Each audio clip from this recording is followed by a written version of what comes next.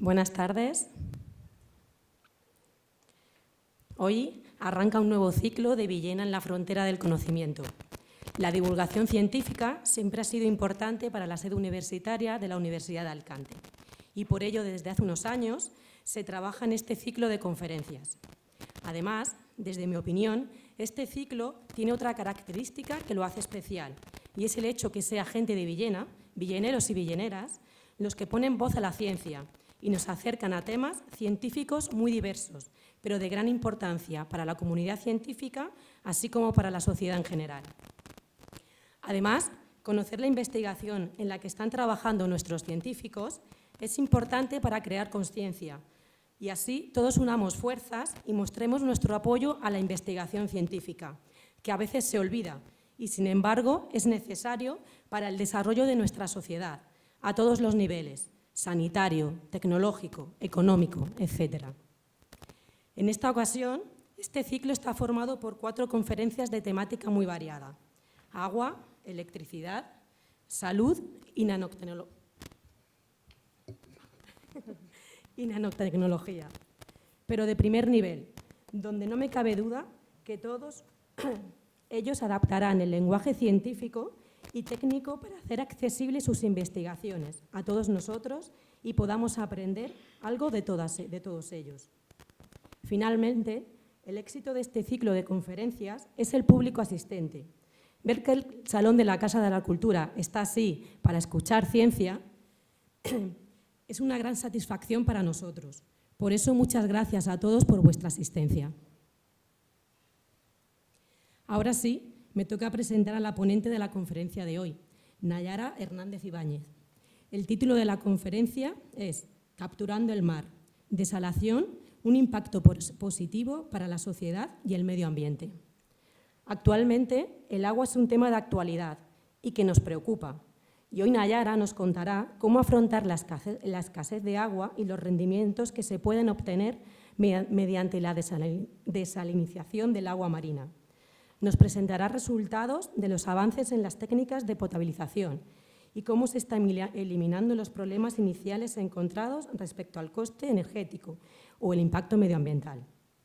Nayara es licenciada en Química y realizó el máster universitario en Electroquímica, Ciencia y Tecnología de la Universidad de Alicante, así como su tesis doctoral en el campo de la electroquímica, obteniendo el grado de doctora por la Universidad de Alicante en el año 2018. Finalizado el doctorado, trabajó en una empresa farmacéutica vinculada al tratamiento de un producto farmacéutico por electrodiálisis. Actualmente es la jefa de proyectos de I+D en Aqualia, una empresa dedicada a la gestión integral del agua.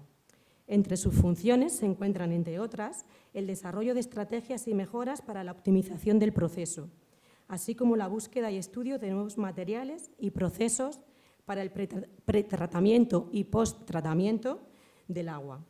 Su carrera investigadora es activa, como así lo avala el número de publicaciones y su participación en proyectos tanto a nivel público como privado. Nayara, muchas gracias por tu disponibilidad y aceptar la propuesta casi sin pensarlo. Nos conocimos hace unos años, hay que decirlo, compartiendo viajes camino hacia la Universidad de Alicante. Así que hoy, más que nunca, me hace especial ilusión ver que el esfuerzo y la constancia merece la pena y que hoy pueda estar con nosotros. Muchas gracias. Gracias, Esther.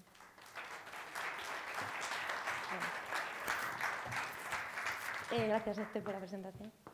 Buenas tardes a todos. ¿Me escucháis bien? Vale. La verdad es que no esperaba tanta gente interesada en desalación. Espero no aburriros demasiado. Bueno, tengo 40 minutos así para explicaros un poco, hablaros un poco sobre los avances y evolución de los procesos de desalación en la actualidad y también os hablaré un poquito sobre mi experiencia en líneas de investigación relacionadas con los procesos de desalación. ¿Funciona esto? Ahora. Bueno, lo primero de todo me gustaría empezar definiendo qué es la desalación. Y según la RAE, la desalación o desalinización es el proceso por el cual se retiran sales a agua de mar o a una agua salobre para hacerla potable o aceptable útil para otros fines. Aquí podéis ver un esquema muy sencillito de lo que es un proceso de desalación Y como podéis ver, de este proceso se obtendrían dos corrientes. Una corriente de agua dulce, a la que le hemos eliminado las sales, y una corriente que llamaremos rechazo, salmuera concentrado, que es la que contiene esas sales que le hemos quitado al agua. Y la pregunta del millón, ¿por qué desalar habiendo otras fuentes de agua dulce? Pues bien, aunque la Tierra es un planeta que contiene mucha agua, todos sabemos que en torno al 97% del agua la contienen los océanos. Mirad esta imagen que está muy chula y es muy ilustrativa. Lo que ilustra es que si cogiésemos toda esta agua del planeta y hiciésemos una esfera, tendríamos una esfera de este tamaño. Pero ahora bien, si de esa esfera cogiésemos solo el agua dulce, tendríamos una esfera así de chiquitina. Pero si ahora cogiésemos una esfera, o sea, el agua fácilmente accesible, agua dulce fácilmente accesible, me refiero de agua de lagos, ríos, tendríamos una esfera aún más chiquitina, ahí, que es prácticamente inapreciable. Y no es solo que el agua dulce representa un porcentaje muy pequeño, sino también que la distribución de estas fuentes renovables es muy irregular a lo largo del continente, lo que genera que se creen zonas desérticas, como son las que podéis ver en rojo, o zonas de elevadas pluviometrías, que son las que veis en azul. Y no es solo que esta fuente de agua se reparta de una manera muy regular, sino que nosotros también estamos distribuidos por el continente de una manera muy desigual. Nos da por vivir en zonas desérticas, áridas o semiáridas, como es el Mediterráneo, donde hay una escasez hídrica o un déficit hídrico, lo que provoca que en un mismo país hayan zonas en las que hay suficientes recursos para abastecer a la demanda, pero también zonas con un estrés hídrico muy elevado. A esto se le suma el continuo desplazamiento de la población desde zonas rurales a zonas urbanas, que hace que la gestión sea mucho más complicada. Y bueno, parece ser que el problema no tiene pinta de mejorar. De hecho, esta es una estimación para el 2040 y, como podéis ver, es un escenario bastante caótico. Así que solo tenéis que ver, España está completamente en rojo. Y es que la problemática del agua se va a ir incrementando a nivel global y hay algunas de las causas, son las que os he comentado antes, pero también hay otras causas, como es el continuo crecimiento de la población, como podéis ver esta línea negra a lo largo de los años, y la longevidad. Luego también esto conlleva a una mayor demanda a exigencias de demanda de consumo de agua. Esto sumado a un continuo crecimiento económico, que tenemos mentalidad de un crecimiento infinito, económico infinito, cuando realmente los recursos son finitos, sobre todo hablando específicamente del recurso del agua, que es un recurso renovable pero finito. Otros problemas son el cambio climático, o sea, el calentamiento global que viene agregado al cambio climático, pues hace que se desajusten estas precipitaciones. Y luego también el aumento continuo de la contaminación del agua, como microplásticos o infiltraciones salinas. Y bueno, ¿cómo solucionar este problema o al menos minimizarlo? Pues hay una serie de actuaciones, son la reducción, por un lado, reducción de consumos, y otra actuación es el incremento de recursos. En cuanto a la reducción de consumos, tenemos distintas actuaciones, como son la minimización de pérdidas, que lo conseguimos mediante la conservación, mantenimiento, modernización de las infraestructuras hidráulicas, también incrementando la capacidad de regulación o optimizando los recursos, haciendo una mejor gestión de las cuencas. La otra actuación son los incrementos de recursos, y aquí tenemos tres opciones. Una, la transferencia de sistemas con excedentes hídricos, famosos trasvases, como el trasvase del Ebro, la reutilización de aguas residuales para otras aplicaciones, como por ejemplo regadío, o la desalación, que es donde nos vamos a centrar en esta ponencia. Bueno, aquí solo remarcar que no es que haya que escoger una actuación, una solución, para nada. O sea, tenemos un problema bastante grave y si queremos realmente minimizar esta problemática tenemos que contar con todas estas actuaciones. Bueno, aquí podéis ver la evolución de la desalación a lo largo de los años. Actualmente tenemos en torno a 15.000 plantas desaladoras en operación, produciendo casi 100 millones de metros cúbicos al día. Y probablemente esta evolución se haya dado gracias a que se ha conseguido reducir notablemente el consumo energético de los procesos de desalación. En los años 70 estábamos hablando de un consumo energético de casi 50 kilovatios hora por metro cúbico de agua producida, y ahora estamos en torno a los 3 kilovatios hora por metro cúbico de agua producida para la desalación de agua de mar, que esto viene siendo 0,0003 kilovatios hora por litro de agua producida. Y esto también viene asociado a la evolución que ha habido y a la mejora en los procesos de desalación. Existen distintos procesos de desalación. Destacaríamos los procesos por evaporación, como es la destilación, la electrodiálisis y la osmosis inversa. En cuanto a los procesos de evaporación, estos son viables principalmente para agua de mar.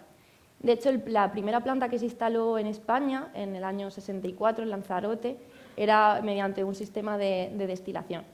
Y aunque actualmente estos sistemas se han ido sustituyendo por otros procesos de desalación económicamente más viables o con un consumo energético menor, sí que es cierto que se siguen encontrando sobre todo en Oriente Medio. Luego, en cuanto a los sistemas de electrodiálisis, se utilizan principalmente para agua salobre o agua residual.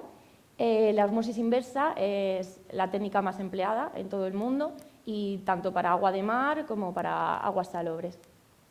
En España, principalmente, las plantas que podemos encontrar son principalmente de osmosis inversa y de electrodiálisis.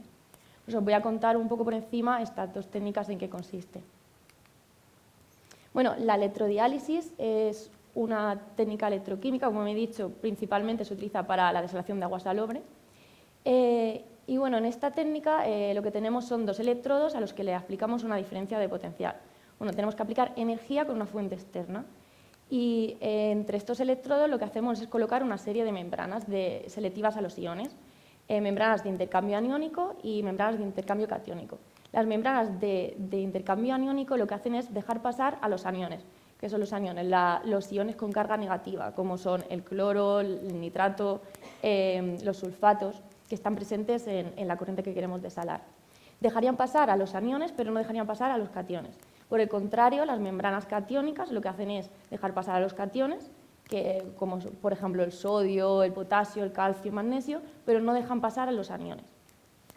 Entonces, ¿qué hacemos? Colocamos estas membranas de una manera alterna entre los electrodos, de tal manera que se generen una serie de compartimentos. Entonces, dejamos pasar a través de estos compartimentos el agua que queremos desalar. Entonces, lo que haríamos sería aplicar una diferencia de potencial entre los electrodos con una fuente externa, de tal manera que el cátodo se cargaría negativamente y el ánodo positivamente. Entonces, generaría un campo eléctrico. Entonces, los iones que tenemos a lo largo de los compartimentos, para intentar compensar estas cargas, lo que hacen es moverse. Los aniones se irán hacia el ánodo y los cationes hacia el cátodo. Entonces, fijaros, por ejemplo, en este anión. Este anión tenderá a ir hacia el ánodo. Si se encuentra en la membrana aniónica, pasará al siguiente compartimento, pero ¿qué pasará cuando está aquí? Que intentará seguir avanzando, pero se chocará con una membrana catiónica, que no le dejará pasar. Lo mismo sucederá con un catión. Pasará a través de una membrana catiónica, pero cuando encuentre con una aniónica se quedará retenido. De tal manera que se generen dos corrientes diferenciadas. Una corriente rica en sales, que es la que nosotros desecharemos, que es nuestro concentrado, o salmuera, y una corriente con déficit de sales, que es el agua producto, el agua desalada. La otra técnica es la osmosis inversa. Es una técnica, como he dicho, es la que más se utiliza en todo el mundo, tanto para agua de mar como para agua salobre. Y esta técnica se utilizan una serie de membranas semipermeables que lo que hacen es dejar pasar el agua a través de ellas, pero limitan el paso de las sales. En un proceso de osmosis inversa natural que se da en la naturaleza, lo que tendríamos serían dos corrientes.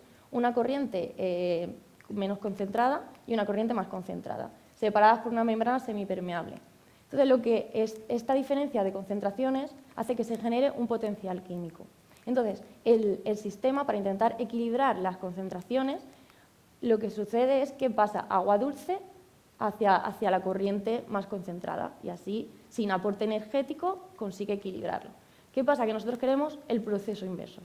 Queremos hacer pasar agua desde una zona más concentrada a una zona más diluida. Por lo tanto, necesitamos aplicar una presión que supere a la presión osmótica. En agua de mar estamos hablando que se aplica una presión de unos 60-70 bares.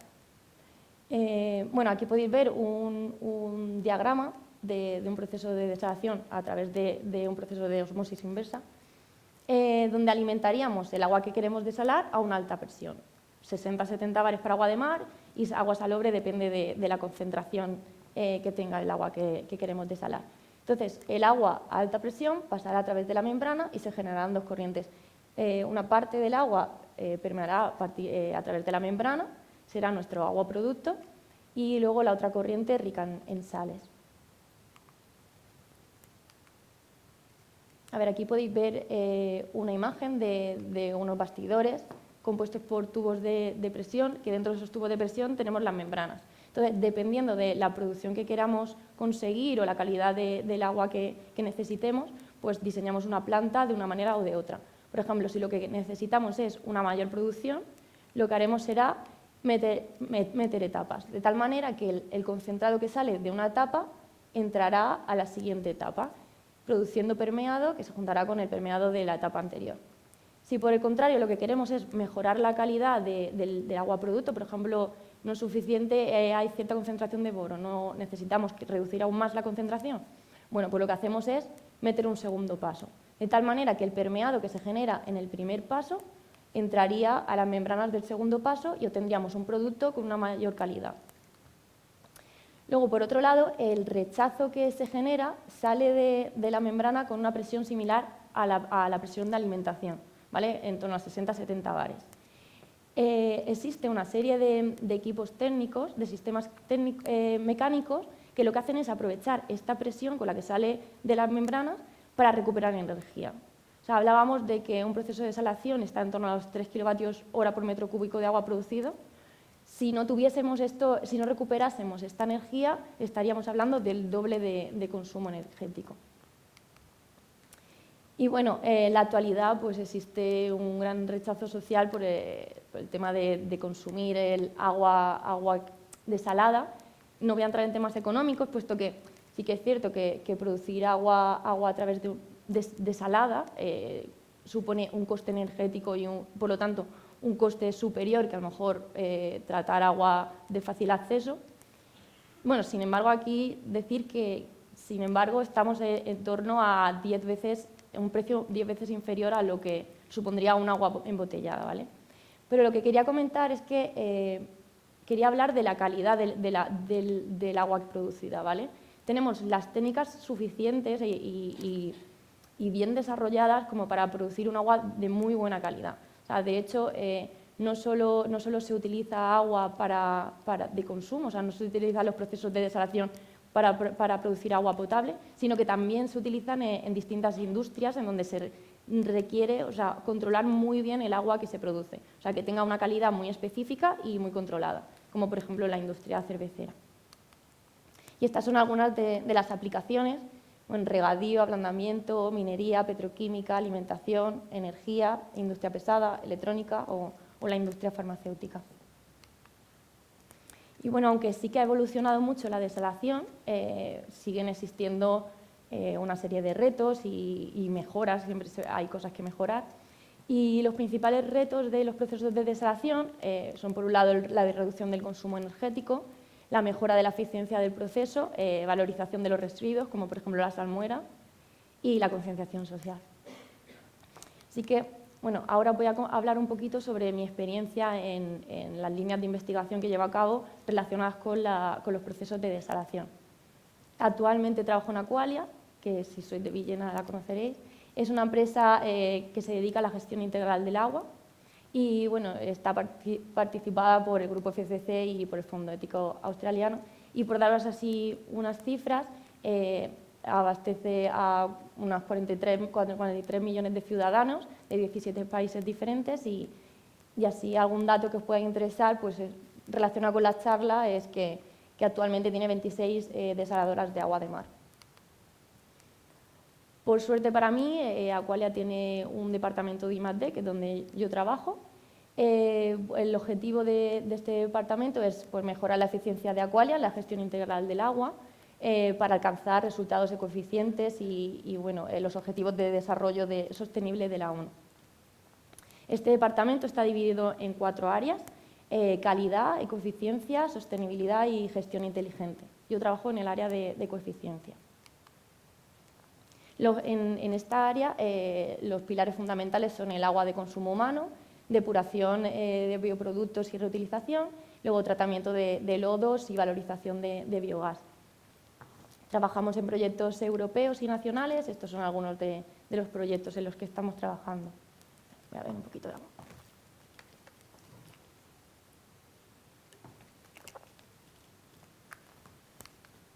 Y bueno, a diferencia de un centro tecnológico convencional, nosotros no estamos ubicados en un mismo sitio todos los investigadores, sino que estamos repartidos por toda España y bueno, algunos de nosotros en el extranjero. Estamos ubicados en plantas desaladoras, en depuradoras, en estaciones de tratamiento de agua, donde realmente está el problema. Así para estar un poquito más cerca del día a día de un proceso, en mi caso, de desalación. Las líneas de investigación relacionadas con los procesos de desalación las llevamos a cabo en 2 centros. El primero de ellos es el CID, el Centro de Investigación de Tecnologías de Desalación, en la desaladora de Racons, en Denia, que es donde trabajo yo, y el otro en el WAVE, en Tenerife. Estamos principalmente con desalación de agua de mar y estamos ubicados en plantas desaladoras del sur de Tenerife. Y como comentaba antes, pues nuestras líneas de investigación se centran en intentar resolver algunos de los retos o problemas que tiene la desalación, como son la reducción de consumo energético, la mejora de eficiencia del proceso o la valorización de los recursos. Hoy me da tiempo a contaros un par de proyectos en los que trabajamos y el primer proyecto es sobre la reducción, intentamos reducir el consumo energético de un proceso de desalación. Este proyecto es el proyecto MIDES y junto con otros socios de otros países de la Unión Europea, nuestro objetivo era reducir el consumo energético de un proceso de desalación desarrollando un sistema de desalación microbiana que integraríamos en el proceso y así con el objetivo de reducir el consumo a 0,5 kWh por metro cúbico. Que es una celda de desalación microbiana. Empiezo así un poco por el principio. Y aquí decir que en muchas líneas de investigación los científicos lo que hacen es intentar observar la naturaleza para intentar imitar los procesos que ocurren en ella, ¿vale? Intentar trasladarlo luego al laboratorio o a algún proceso que pueda interesar. Un caso de ello son la respiración oxidativa, ¿vale? Existe en las células se dan una serie de reacciones de degradación de la materia orgánica que son cadenas de oxidación, o sea, reacciones de oxidación que se dan en cadena y al final se tiene una serie de electrones. Bueno, pues normalmente esos electrones son afectados por un efector final que normalmente es oxígeno, pero también existen otros microorganismos que pueden ceder esos electrones a otros compuestos como el nitrato, sulfato o óxidos de hierro. Pero lo importante para nosotros fue, en 2002 se descubrió una bacteria que era capaz de ceder esos electrones a un electrodo sólido, ¿vale? A un ánodo sólido. ¿Y por qué es interesante para nosotros? Pues porque si nosotros somos capaces de coger esa bacteria y movilizarla en un electrodo, o al menos dejarlo cerca del electrodo, seremos capaces de aprovechar esos electrones que se generan en un proceso que se produce en la naturaleza, como es la degradación de la materia orgánica, por ejemplo, del agua residual, para generar energía o aprovecharlo para otros procesos. Y ahora ya sí que os cuento qué es una celda de desalación microbiana. Bueno, pues una celda de desalación microbiana es la combinación entre un sistema de electrodiálisis, como el que os he explicado antes, y una celda bioelectroquímica. Una celda de desalación microbiana tiene normalmente 3 compartimentos. Un compartimento anódico, donde se da una reacción de oxidación, un compartimento catódico, donde se da la reacción de reducción, y un compartimento intermedio, que es donde se alimenta la corriente que queremos desalar. Todos estos 3 compartimentos separados por una membrana de intercambio aniónico y una membrana de intercambio catiónico. Entonces, nosotros en el ánodo lo que hacemos es inmovilizar la bacteria, que es la que se va a encargar de degradar la materia orgánica. Y alimentamos este compartimento con agua residual, que es la que contiene la materia orgánica. Entonces, las bacterias degradarán esta materia orgánica y cederán los electrones al ánodo. Estos electrones se desplazarán a través de un circuito externo y pasarán al cátodo, que en el cátodo tendremos una sal de hierro, y esa sal de hierro, al aceptar esos electrones, lo que hará será reducirse. Entonces, ¿qué pasará? Se generará una diferencia de potencial entre los electrodos. Antes os comentaba que esa diferencia de potencial en la electrodiálisis la aplicamos con una fuente de energía externa. Aquí se da por el proceso espontáneo de la degradación de la materia orgánica. Entonces, lo que pasará es que los iones que están en este compartimento tenderán a intentar compensar las cargas y entonces se desplazarán, quedando en el medio una corriente desalada.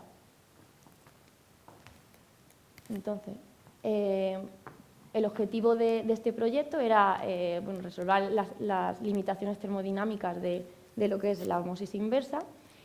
Por un lado, tratando el agua residual y por otro lado, desalando. O sea, intentando desalar, por un lado podíamos o desalar completamente una corriente o desalar parcialmente esta corriente, como paso previo a la osmosis inversa, entonces consiguiendo reducir el consumo energético. Bueno, pues cuando empezamos el proyecto, el sistema, la MDC, o sea, bueno, digo MDC, pero me refiero a celda de desalación microbiana, tenía algunas limitaciones, como era bajas producciones, el coste de lo que era la pila en sí. Entonces tuvimos que llevar a cabo un proceso de optimización y de escalado. Bueno, aquí me gustaría detenerme y decir que hay ideas y sistemas electroquímicos muy buenos. El problema es que la mayoría de ellas se quedan en el laboratorio, puesto que escalar un sistema electroquímico supone ciertos retos, como son, aparecen caídas óhmicas, o sea, resistencias entre los electrodos, que lo que hacen es bajar el rendimiento del proceso. Luego también, una vez que utilizamos aguas reales, lo que sucede es que aparecen reacciones competitivas y tenemos que trabajar en optimizar los electrodos o materiales para que sean más específicos a lo que nosotros vamos buscando. Bueno, pues tuvimos que llevar a cabo un proceso lento del escalado de la tecnología. Empezamos por un sistema de laboratorio de 100 centímetros cuadrados. Optimizamos el proceso y pasamos a escalarlo y construir un sistema de 600 centímetros cuadrados. Ahí probamos materiales, teníamos socios del proyecto que se encargaban de desarrollar los electrodos, otros socios que desarrollaban las membranas. Y entonces, una vez optimizado la configuración y los materiales a emplear, pasamos a escalarlo y construimos un stack de celdas, de 10 celdas de 600 centímetros cuadrados. Probamos distintas corrientes, agua de mar, agua salobre, y utilizamos distintas corrientes de agua residual, aguas residuales urbanas e industriales. Con los buenos resultados que obtuvimos, pues, pasamos al siguiente paso. Una MDC piloto de 4.000 centímetros cuadrados y posteriormente una MDC stack de 4.000 centímetros cuadrados de 15 celdas. Aquí podéis ver algunos de los componentes del stack. Este en concreto es el diseño del piloto. Y aquí algunos de los elementos. Esto, por ejemplo, son las membranas de intercambio catiónico. Aquí los distribuidores de flujo. Esto es un carbon felt, que es donde hacemos crecer la bacteria. Y los colectores de corriente, que aceptan o ceden los electrones.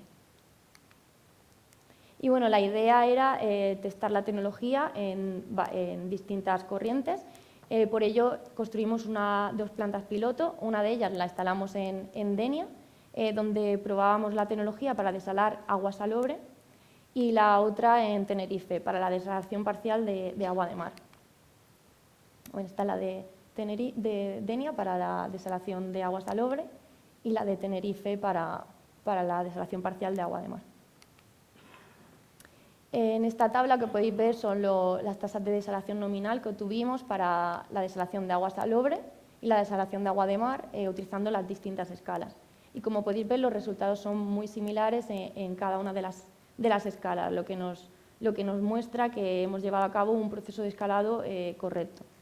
Estos son algunos parámetros que también nos interesan, como por ejemplo la producción de eléctrica específica, o sea, la energía que se genera por metro cúbico desalado, la eficiencia en corriente, o sea, de esa energía que se genera, cuánta se utiliza para desalar, la eficiencia coulombica o la capacidad de tratamiento de las aguas residuales. Bueno, los resultados son prometedores, pero aún hay mucho trabajo por hacer, sobre todo en la optimización de la desalación de agua de mar. Y bueno, también ahora actualmente la MDC de Denia la estamos rediseñando para reducir compartimentos y de esta manera pues, reducir el CAPEX, o sea, el coste de lo que es el construir el sistema. Y bueno, también queremos explorar otras aplicaciones como utilizarla en regeneración. Y bueno, este era un proyecto relacionado con el intento de reducir el consumo energético. Y ahora os voy a hablar de otro proyecto para la valorización de los residuos, en este caso de salmuera.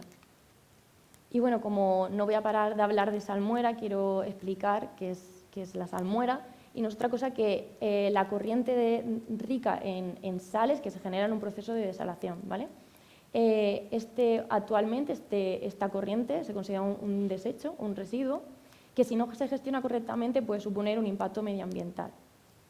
Aquí indicar que cuando se va a construir una nueva planta desaladora se tiene que llevar a cabo un estudio muy exhaustivo tanto de la localización de la planta como del sistema de descarga de la salmuera. Para así intentar, también se estudia el ecosistema marino para intentar minimizar al máximo el impacto medioambiental.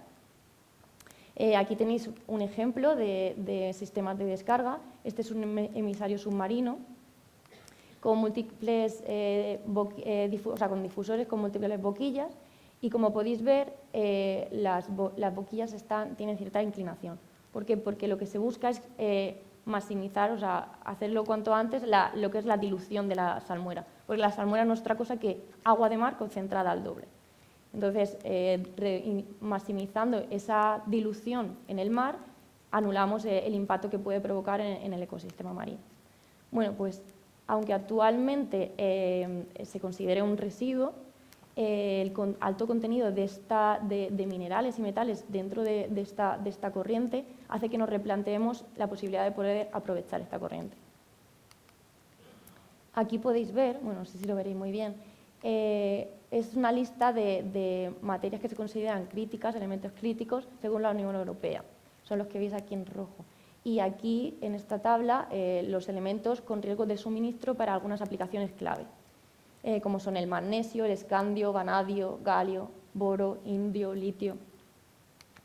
Y ahora aquí podéis ver la composición de una salmuera. Esta en concreto es de una salmuera de una planta que operamos en Tenerife, de agua de mar. Y como podéis observar, algunos de los elementos que veíamos en la diapositiva anterior están presentes en la composición de esta salmuera, como son el litio, el boro, el rubidio o el magnesio, que en el caso del magnesio estamos hablando de 2000 ppm, que es mucho. Y ahora, si os fijáis en esta tabla, esto lo que expresa la primera columna es la abundancia total en los océanos de estos elementos. En esta columna de aquí, lo que se observa son las toneladas de estos elementos en reservas mineras terrestres, ¿vale? En esta de aquí es la producción en 2017 en toneladas de todos estos elementos. Y en la última columna, con valores superiores, el total de toneladas al año que se expulsan o que se tiran al mar de todos estos elementos. Como podéis ver, estamos tirando muchos recursos y mucho dinero al mar. Bueno, aquí en esta tabla lo que veis son algunos de los compuestos que podríamos recuperar, como el óxido de magnesio, el carbonato de litio, etcétera, y sus usos principales. Algunos de ellos, las baterías de litio, pantallas LCD, fibra óptica, luces LED, baldosas, paneles solares, también se utiliza en la industria farmacéutica, algunos de ellos. Aquí lo que muestro es el precio por tonelada de cada uno de estos compuestos. Bueno, aquí indicar que el requerimiento de las aplicaciones que se requiere que estos compuestos tengan una pureza muy elevada, que eso es un problema a la hora de lo que voy a contar. Y aquí lo que se muestra es la cantidad recuperada objetivo, o sea, la cantidad que podríamos recuperar por un metro cúbico de salmuera tratada. Y luego, por último, el precio que podríamos conseguir si obtuviésemos todos estos elementos por salmuera tratada, ¿vale? Ahora bien, la venta de agua desalada está en torno a los 0,6 euros metro cúbico, o sea, 0,0006 euros el litro de agua producida. Si recuperásemos todos estos compuestos que os he comentado antes, estaríamos consiguiendo unos 2 euros por metro cúbico de agua producida. Sin hablar de que se espera que el coste de estos compuestos vaya incrementando a lo largo de los años. Solo tenéis que ver el incremento del precio del litio. Y bueno, entonces, ¿por qué no convertir las desaladoras en factorías químicas?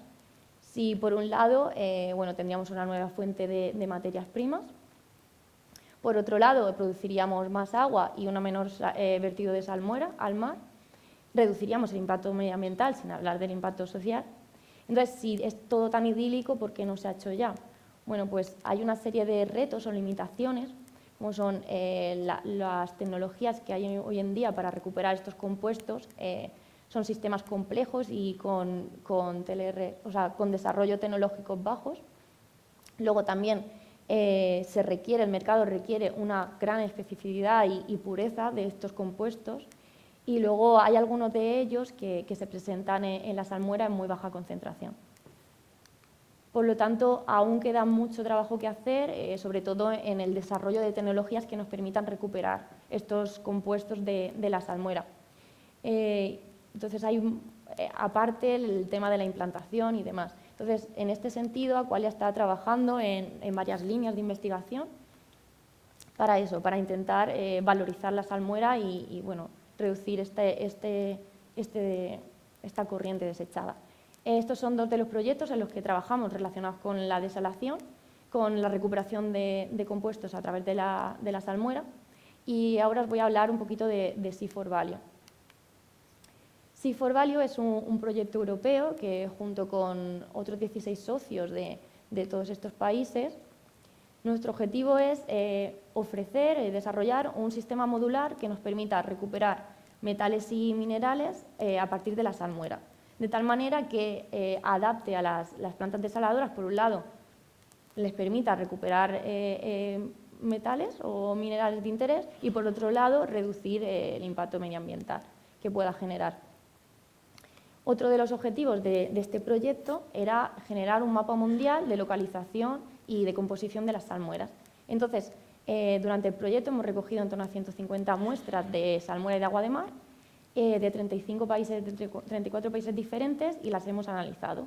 Entonces, hemos visto la dependencia que tenía, dependiendo de dónde esté la planta desaladora ubicada, pues las características de esa salmuera. Hay salmueras que tienen más concentración en unos compuestos y otras salmueras que tienen más concentración en otros. Entonces, hemos creado un catálogo online que permita a los diseñadores o desarrolladores a identificar las localizaciones geográficas idóneas para así mejorar al máximo la extracción de estos recursos. Estas son las 11 tecnologías que se están desarrollando en el proyecto por aquí no sé si lo veréis bien, pero también indico los socios encargados de cada tecnología, como son la precipitación de calcio, sistemas de nanofiltración para separar corrientes y mejorar así la recuperación de distintos compuestos, otras tecnologías para recuperar indio, vanadio, molibdeno, magnesio, litio. Y todas estas tecnologías no se van, lo que vamos a hacer es integrarlas en un único proceso, de tal manera que podemos distinguir 3 etapas. Una etapa de pretratamiento de la salmuera, otra etapa de concentración. ¿Por qué? Porque contra más concentremos, más fácil será luego obtener esos elementos. Tendremos una mayor concentración. Y ya por último, las tecnologías que se encargarán de recuperar los metales o compuestos de interés. Este es el diagrama de flujo del proyecto Sea4Value, lo explico así un poquito. La salmuera lo que haría sería entrar en una primera etapa de precipitación de calcio, que lo que haríamos sería eliminar primero el calcio y recuperarlo como carbonato cálcico. Después, esta corriente libre en calcio pasaría a una etapa a una planta de nanofiltración, que es un sistema de membranas que lo que hace es separar dos corrientes, una rica en multivalentes y otra rica en monovalentes, de tal manera que tenemos corrientes más selectivas para luego que sea más fácil recuperar los elementos.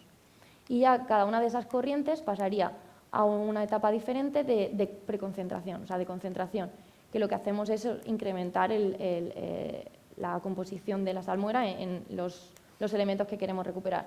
Y ya posteriormente pasaría a sus respectivas tecnologías para recuperar un material u otro. Y bueno, todas estas tecnologías las estamos integrando en un container, lo que hemos llamado un Mobile Lab, y entonces lo implantaremos, lo instalaremos en distintas desaladoras de distintas regiones para así intentar pues, recuperar, hacer un estudio de cómo influye la salmuera dependiendo de la localización y, bueno, y testar las tecnologías en un ambiente real y aparte no por separado, sino todas integradas en un único proceso. Y bueno, y esto es todo lo que me da tiempo a contaros. Espero que os haya quedado un poquito más claro el proceso de desalación y también un poco que conozcáis algunas de las líneas de investigación que se están llevando a cabo con relación a los procesos de desalación. Y muchas gracias por vuestra atención.